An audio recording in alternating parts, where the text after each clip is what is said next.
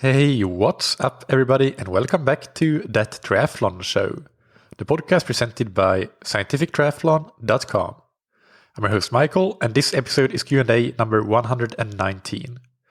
This episode comes out on New Year's Eve 2020, so wherever and whenever you're listening in, Happy New Year. I hope that you're well, I hope that you're safe, and that 2021 will be a slightly less challenging year than the year that was.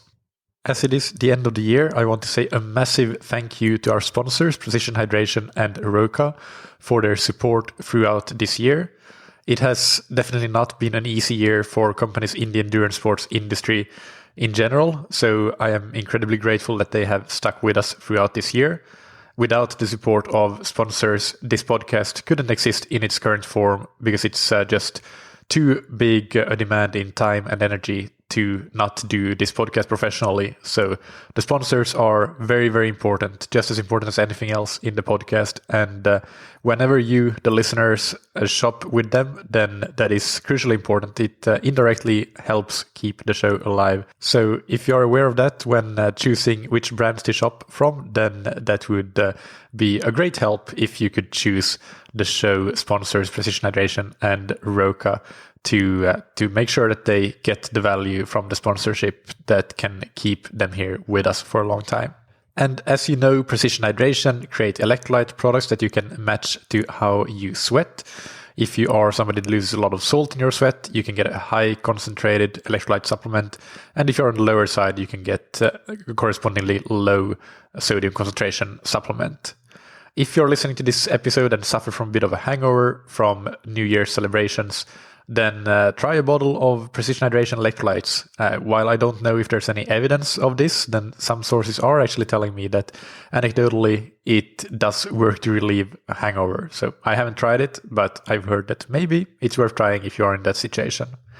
You can get 15% off your order of Precision Hydration products with the promo code THATTriathlonshow15 on precisionhydration.com. And Roka, as you know, are the world-leading manufacturers of wetsuits, tri-suits, swim skins, goggles, high-performance eyewear, and prescription glasses and sunglasses.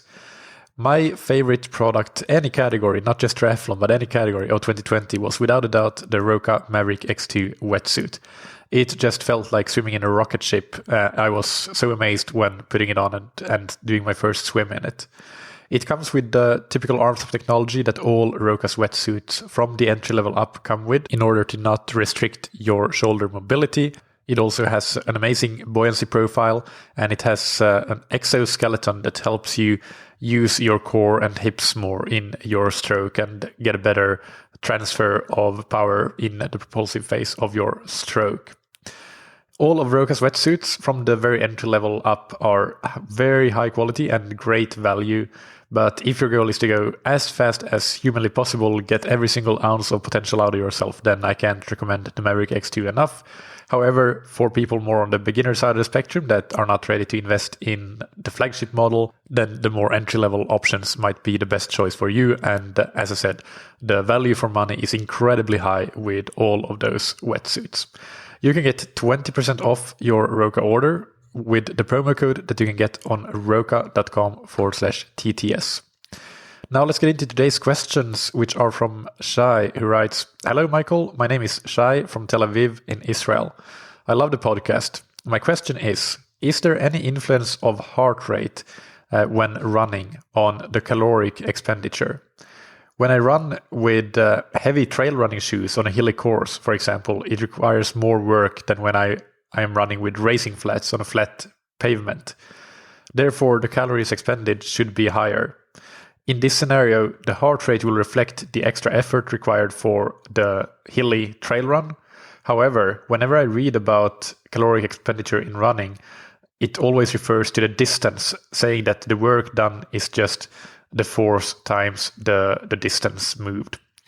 Related to that topic, I heard two sports nutritionists claim different opinions regarding the calories spent during a run. One of them claimed that the calories spent are only a factor of distance covered and that the intensity is responsible for the mix between carbs and fat. The other claimed that intensity plays an important role in the calories, and at higher intensity we burn more calories per kilometer. What is your take on this? Also, The more economical a runner is, the less energy they will spend during the run. How significant is running economy improvements on caloric expenditure? Thank you for all the hard work doing this podcast, Shai. All right, thank you, Shai, for your questions. These are really, really good ones, and did take quite a lot of digging to find good, solid answers. But let's just dig in and start by discussing the impact of running distance on the caloric expenditure or energy expenditure. Let's start by examining where the whole concept of predicting calories from just a distance run comes from. I'll reference here to a study called Energy Expenditure of Walking and Running, Comparison with Prediction Equations. There's a lot of details we could go into. I will try to be reasonably brief and not go into all of the technical details, but the paper is open access, so you can read it in full. Just find it in the episode description. But what these researchers did was that they put 24 subjects on a treadmill or on a track, and they walked or ran 1 mile. So they compared 2 different modes of locomotion, walking and running, and they compared 2 different venues, the treadmill and the track. For our purposes here, we'll focus on the running for now. They measured energy expenditure with indirect calorimetry. So that's basically you're measuring the gas exchange and then calculating the energy from those values. So that is a very accurate way of measuring energy expenditure. And they then compared that measured expenditure with the predicted expenditure from a number of different equations and formulas that have been developed over the years through peer-reviewed research. And these equations and formulas included the ACSM, American College of Sports Medicine formula, the McArdle tables, the van der Waals formula, the Liger equation, and the Epstein equation, and finally the Pandolf equation for walking only. And when it comes to running here, they found that the only predictions or formulas that did not significantly differ from the measured energy expenditure were the ACSM and the Liger equations. I might be mispronouncing Liger very significantly, but it's Leger. And the other formulas either overestimated or underestimated the expenditure significantly. So you can find the specifics of these equations in the paper itself, again, linked to in the episode description. But basically, they both take speed as one of the inputs. And in the case of the ACSM formula, it also takes grade as one input. So you can use that formula when it comes to uphill running as well as flat running. The output that both of these formulas calculated is the oxygen consumption, so the VO2, measured in milliliters per minutes per kilogram body weight. And if you then know the runner's weight, you can actually calculate the VO2 obviously you can calculate the VO2 in milliliters per minute, so absolute oxygen uptake, not just the relative oxygen uptake. And that absolute value of oxygen in milliliters per minute or liters per minute can be converted to calories per minute or kilocalories per minute to be exact, because 1 liter of oxygen equals 5 kilocalories. So if you know the speed, then finally, you can also calculate how long it takes to run 1 mile or 1 kilometer. And therefore, you can calculate the calorie expenditure for that given distance, for a mile, for a kilometer, whatever distance you want to. And to give some examples, I made some calculations here with these formulas. First, with the ACSM formula, let's take a 70 kilogram runner running at 12 kilometers per hour. Their calculated VO2 will be 43.5 milliliters per minute per kilogram. And this translates to 15.2 calories per minute. And since it will take them 5 minutes to run 1 kilometer or 8 minutes to run 1 mile, that means that per kilometer they will be running using 76 calories and per mile 122 calories. Now, on the other hand, if they run at 16 kilometers per hour, then their VO2 will not be 43.5, but 56.8, according to this formula. And their calories per minute will go from 15.2 to 19.9. And their calories per kilometer will be constant, only rounding errors really, from 76 to 75 calories per kilometer and 122 to 120 calories per mile. And I have made another example with a 60 kilogram runner, but as you can understand, the only thing that happens is that, well, let's take the example. The 60 kilogram runner running at the same 16 kilometers per hour as in the previous example will only use 64 calories per kilometer instead of 75 as the 70 kilogram runner did. Now with the other formula that was shown to be good, the Liger formula, if we take the 70 kilogram runner at 12 kilometers per hour, as in the first example, they will be, the formula states that the VO2 will be 40.2 rather than 43.5, and consequently the calories per kilometer will be 70 instead of 76 in the first example, and 113 calories per mile instead of 122. And to give another example, let's take the 60 kilogram runner at 16 kilometers per hour.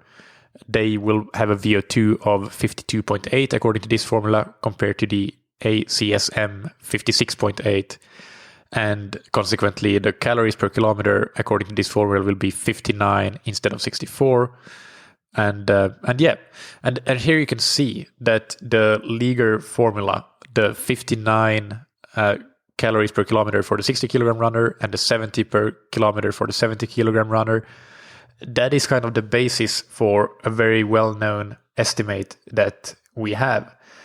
It's the origin of the estimate, I would assume, that you burn roughly the same amount of calories per kilometer of running as your own body weight in kilograms. So if you weigh 50 kilograms, then you would be burning 50 calories per kilometer of running. But keep in mind here that the Liger formula is designed for flat running, not hill running. The ACSM formula does have that input of grade, optional input of grade in it if you're running on uphill. But then again, if your run starts and finishes at the same point, then the average grade of your run will be 0. But that doesn't mean that we can claim that the formula still stands, because I simply think that this has not been tested, but it wouldn't stand if we would test it. So I would say you can use any of those formulas, or for that matter, the simple estimate of the calories burned per kilometer of running is similar to your body weight in kilograms. And it works for flat runs. It works well. But the more hills you add to your run, the more the actual expenditure will differ from these estimates. Just like the surface, you took an example of trail running, for example, and heavy trail shoes. All of these things, the further you go from how the research leading to these formulas was done, and that was done in a laboratory or on a track in those kinds of controlled environments, the further you go from the controlled environment, the less accurate they become. And one more thing that is very important, we'll get to intensity a bit later, but keep in mind that the studies that have that came up with these formulas in the first place, they tend to use sub-maximal, very much aerobic running and not maximal running. So it begs the question, how accurate are these estimates at higher intensities? I don't know that this has been tested at all. I think it probably hasn't, but that is something to keep in mind, that for steady aerobic runs, they probably are more accurate than when we do variable runs like interval runs, just because that's something that hasn't quite been tested. Also, even though this particular study that I initially referenced found no difference in energy cost between treadmill running and track running, I have seen several other studies that compare the same thing and have found differences. And although I'm not aware of any research comparing other surfaces than these controlled environments of the track and the treadmill, I think it's safe to assume that soft trails, for example, will require more energy than solid tarmac. So yeah, you don't know how much more energy you will use, but you can assume, in my opinion, that you will use more energy because you get less free energy return than you would get from solid tarmac or from a track or from a treadmill. And that leads to the second part of your question, or actually the first part of your question, I guess, but that is how good heart rate is in terms of predicting caloric expenditure or energy expenditure. There actually is, I found, surprisingly little research on this topic. Using heart rate to estimate energy expenditure is based on the premise that heart rate increases more or less linearly with oxygen uptake, with VO2. And this is a premise that isn't exactly accurate, at least not at higher intensities when you go above a metabolic steady state, when you go above critical speed or critical power or lactate threshold, whatever you want to call it. And it will also depend on a number of other factors, heart rate that is, such as temperature and hydration that are not related to the metabolism. So it's not really a solid base to work from, in my opinion, in the first place. One good study that I found that investigated the accuracy of using heart rate for energy expenditure estimates is from Roos and colleagues in 2017, and it is called The Validity of Sports Watches when Estimating Energy Expenditure During Running. So what these researchers did is that they took 20 subjects who ran on the treadmill with 3 different watches and their corresponding heart rate monitors at the same time. So they used the Suunto Ambit 2, the Polar V800, and the Garmin Forerunner 920 XT. They first had a day of testing where they did an incremental test to assess VO2 max and maximum heart rate. And then on the second day, they did the actual experiment where they compared the heart rate based calorie estimates, energy expenditure estimates with measured energy expenditure through indirect calorimetry, again through the spirometry. And the test protocol was that they ran at 30%, 50% and 70% of their maximum aerobic speed, which was determined the day before in the incremental test. Essentially something similar to their peak 1 minute speed in that incremental ramp test. So they started at a very low intensity, and then the 2 other stages were still low intensity, but slightly higher. Each of those stages lasted 10 minutes, and there was 2 minutes of standing rest between each of them. Then they did 2 more stages that were only 90 seconds each, but they were intense. They were done at 90% of their maximum aerobic speed and 110% of maximum aerobic speed. And again, with 2 minutes of rest in between. And the results of the study are really interesting. Again, I will link to the article in the episode description, and it is also open access, so you can read it and see the results and the tables in detail. But the most important results, the comparison of energy expenditure from the heart rate based estimates with the actual measured energy expenditure, showed that the Polar device was not significantly different from the measured energy expenditure at the 10-minute stages, any of the 10-minute stages. They were all within statistical insignificant difference. So that's good. And I should say that the average heart rate for these 3 10-minute stages across all subjects were 100 BPM for stage 1, 129 BPM for stage 2, and 151 BPM for stage 3. So that gives you an idea of the intensity. The Suunto device, on the other hand, was significantly different from the measured energy expenditure on stages 1 and 2, but not on stage 3. And the Garmin finally was significantly different at the first stage, but not at stages 2 and 3. So here the Polar device did best, the Garmin device second best, and the Suunto did the worst. I think, just as a comment from myself, that the speed at stage 1 was so low, it was 4.7 kilometers per hour, which is a walking speed. That may be the reason that both the Garmin and Suunto did really poorly there, is because, well, the assumption is when you start those watches that you are running, you actually select a sports profile, and that sports profile is running. And running does have a different energy expenditure from walking. I mentioned the study where they compare the different equations and formulas, and those formulas exist in different formats for walking compared to running, because the energy expenditure for a given distance is different. So maybe that is one reason that the first stage was really bad. I think that can maybe be excused, the fact that the algorithms couldn't handle those cases because they were on the extreme end of the spectrum.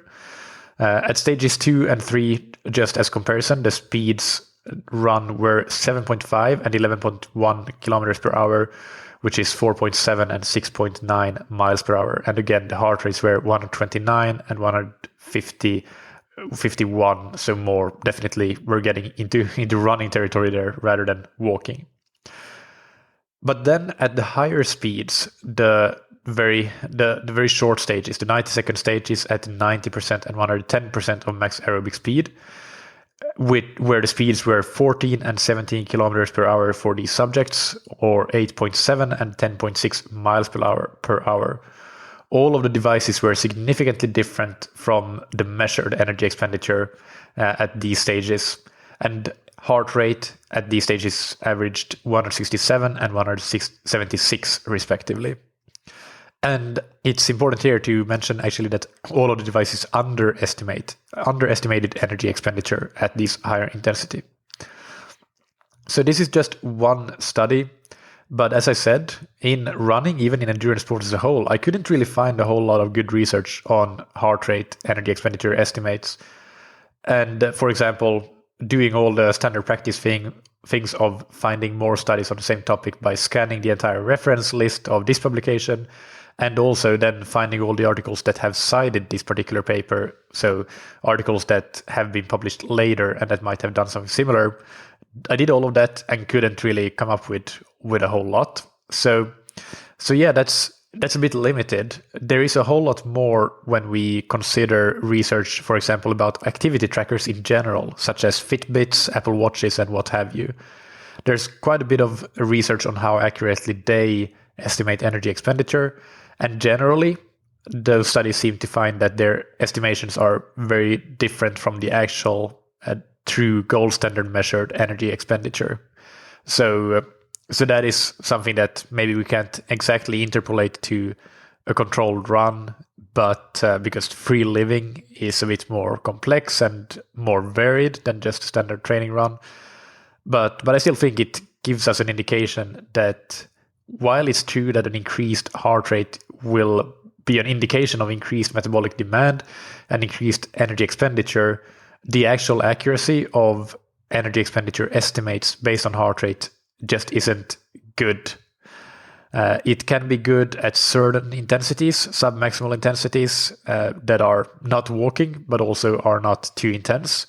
But based on what I've seen, this study in particular, that it really is a limited scope where we have decent accuracy, and it also depends on the device.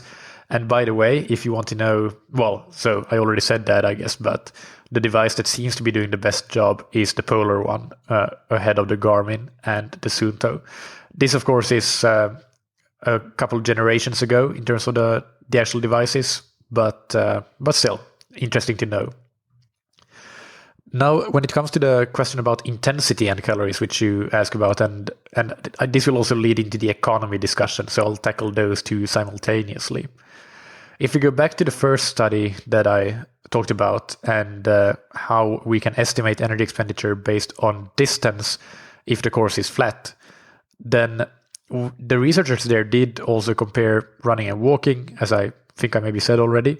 And they found that running used 40% more energy than walking, both on the treadmill and on the track. And this was at modest running speeds, so 10 to 13 minutes per mile. And I would say that these would be modest speeds even for those subjects, because the subjects had VO2 max values of 48 for the women and 53 for the men. So definitely not untrained, but trained, active individuals. And they, so 10 to 13 minutes per mile should be something pretty easy for them, easy running, but still running used a lot more energy to run 1 mile than to walk 1 mile. Now, running and walking are different biomechanically, even though they're similar, but they're not the same. So I don't think we can take this as outright evidence that going faster, that increasing the intensity really does increase energy expenditure, because we're not really comparing apples to oranges. But we'll get to that in just a minute. But first, if we think about where the whole notion that running 1 kilometer fast or slow doesn't matter in terms of energy expenditure, where does that come from? Well, it, in my opinion, comes from the fact that we have these formulas that work pretty well. But the fact is that they're based on, you have taken a large number of data points of different athletes, different gender, different size, different weight, maybe different speed. I'm not sure if they're all tested at the same speed or same relative speed. Either way, it doesn't matter because they're all synthesized in some sort of regression into an equation that, as close as possible, has the objective to predict energy expenditure. So we get one equation, one formula. Well, we have several of them, but still, you have for one unique input speed, essentially, put simply, you have one unique output oxygen uptake leading to energy expenditure. But this is based on all these data points around it. And the variation, well, you would need to go and look at the original studies. I haven't done that, but there's sure to be some variation calculated in those papers for how much the discrepancy and the error can be. And I would say that at sub-maximal intensities, they are probably doing a really, really good job. At the higher ends of the spectrum, probably the error starts to become a bit more significant. So but that is essentially the background, that the reason that we have this notion that maybe it doesn't matter how fast you're running, it's because we have formulas that say that that is the case. But we need to remember those are based on a large number of data points, and they do not exactly match those data points. It's not a physiological biochemical formula. It's something it's a regression analysis. So there is an error in there. And that leads us on to running economy, because we have quite a bit of data on running economy. Running economy, for those not aware, is basically the cost of running in oxygen. So it can be expressed as milliliters of oxygen per kilogram body weight per minute, or milliliters of oxygen per kilogram body weight per kilometer. And it's important with running economy that it should always be expressed at a given velocity, because no person has this is my running economy.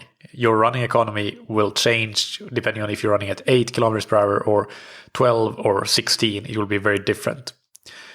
In studies of elite runners, 16 kilometers per hour, which is 10 miles per hour, is often used as a reference value. So if you see such references that this runner has an economy of X, Y, and Z, then that basically means that probably, unless otherwise specified, it's at 16 kilometers per hour. When we look at data and benchmarks for running economy, we can see that it does vary a fair amount, both between groups of runners of different ability, such as elite runners have a lot better running economy than well-trained runners that still have better economy than moderately trained runners that have better economy than recreational athletes. And within these more homogeneous groups, within elite runners or within a person, there are differences in running economy at different intensities. So for example, elite runners would be more economical than recreational runners when both are running at 14 kilometers per hour. But elite runners would also be more economical than they are themselves when they are running at 14 kilometers per hour compared to when they are at 16, 18, or 20 kilometers per hour. Economy would go down as intensity goes up. And we have a great reference here, actually, which is Barnes and Kilding from 2015, a paper called Running Economy, Measurement, Norms, and Determining Factors. Really highly recommended, open access paper, great stuff. It's in the episode description. Go and have a look at that if you're interested. And in table 1, you can see these different groups. So recreational athletes, moderately trained runners, highly trained runners, and elite athletes, how they differ in economy at different speeds. You should be aware that the economy values are given in milliliters per kilograms per minute. We actually more commonly see milliliters per kilogram per kilometer. At least that's what I've seen. So you need to do some math to do those conversions. I have done that. So for example, when looking at elite runners and their different economy at 14, 16, 18, and 20 kilometers per hour, their economy in milliliters per kilogram body weight per kilometer is 171, 180, 187, and 192 respectively. So some quick math. Sorry, I'm going to type here while recording this. Quick math gives us a difference in 12%, a 12% increased cost of oxygen when going from 14 kilometers per hour to 20 kilometers per hour. And 20, if it's an absolute world-class runner, like among the best of the best of the best, then that's their marathon race pace. And if it's a world-class runner who is still world-class, but just slightly below the best of the best of the best, then that could be their half marathon race pace, more or less. Either way, 14 kilometers per hour would be just a very easy run for them. So let's take an example of a 60 kilogram runner. And if they do an easy run at 14 kilometers per hour at 171 milliliters per kilometer, and then they go and do, let's say, a half marathon race pace at 20 kilometers per hour, their caloric expenditure at the former pace, the 14 kilometers per hour, will be 51 kilocalories per kilometer, and it will be 58 at 20 kilometers per hour. So it doesn't sound like much, a 7-calorie difference for 1 kilometer. But let's say they go out and do a 20-kilometer easy run versus a 20-kilometer race pace run. Well, probably if it's their half marathon race pace, that's the race itself. Let's say that they're world class and it's their marathon training run, so they can do 20 kilometers of marathon race pace. Then it adds up to 140 calories of a difference. So maybe not massive, but definitely not insignificant. Similarly, if we compare a moderately trained runner running at 14 kilometers per hour with an elite runner running at 14 kilometers per hour, the difference in economy as expressed per kilometer is that the moderately trained runner would use 201 milliliters of oxygen per kilogram body weight per kilometer versus 171 for the elite runner. And let's say that they both weigh 70 kilograms. Then the energy expenditure in calories per kilometer would be 70 for the moderately trained runner and 60 for the elite runner. So note here that, again, the estimate holds up really well. 1 kilometer costs you your body weight in calories. For the moderate runner, that applies here. And this is based on different data. This is not based on the formulas. This is based on the normative references from the paper on running economy, where I just took the typical economy of a moderately trained runner at 14 kilometers per hour. And I still got the 70 calories for 70 kilograms. So that works really well here. But then again, if you're an elite runner, it doesn't really work because that's such an easy pace and your economy is so much better that actually you're using less. And at the same time, if you're a recreational runner and 14 kilometers per hour is really, really hard, then it's going to cost you more than that to run 1 kilometer at that pace. And again, let's say that the moderately trained runner and elite runner go out and do a 1 hour run at that 14 kilometer pace. Then that difference also ends up being significant at 140 calories. So to answer your question directly, does intensity matter? Like, is it just the distance or does intensity matter? Yes, intensity does matter because economy depends on intensity and a change in economy will lead to a change in energy expenditure.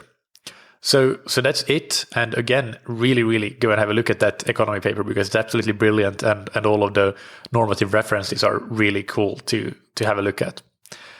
Then finally, you also asked if there is a genetic limitation on the economy of each runner. I will give a very brief answer to this because I'm by no means an expert, but the review paper here already referred to gives quite a bit of information. And genetics certainly do play a role because things like body type, body shape, and so on impact running economy quite heavily, as may things like muscle fiber type distribution and other factors which are to various extents impacted by genetics.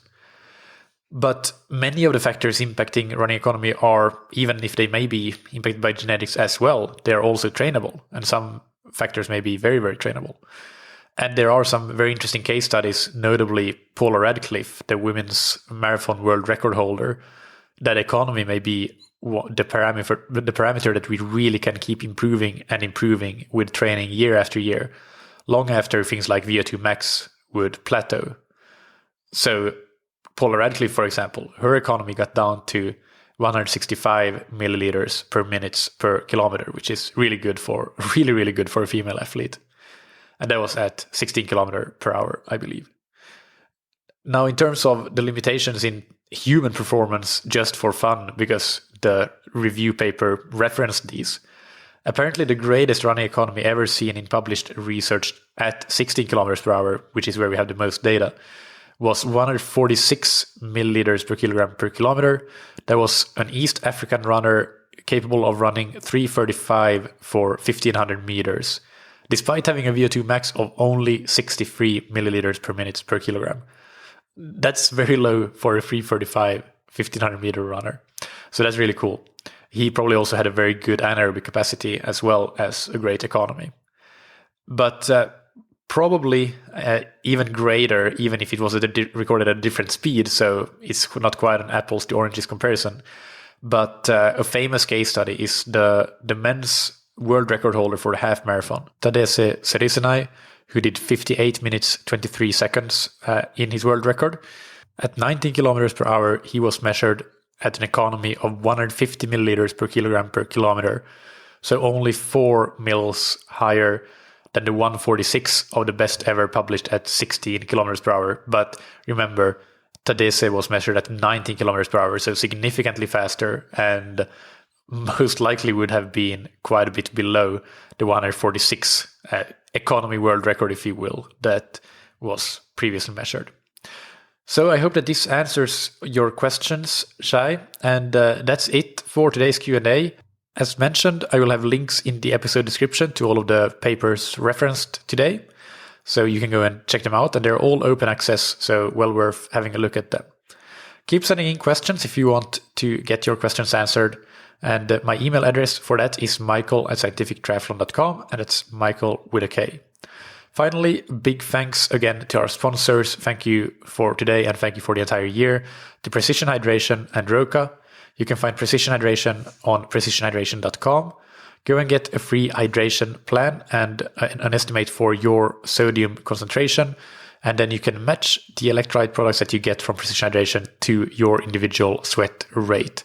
You can get 15% off your order with the promo code THATTriathlonshow15. And thank you to Roka that you can find on roka.com. Roka are the world-leading manufacturers of wetsuits, tri-suits, swimskins, goggles, high-performance eyewear, and prescription glasses and sunglasses. And you can get 20% off your entire Roka order with the promo code that you can get on roka.com/TTS. Thank you, as always, for listening. Keep training smart and keep loving triathlon.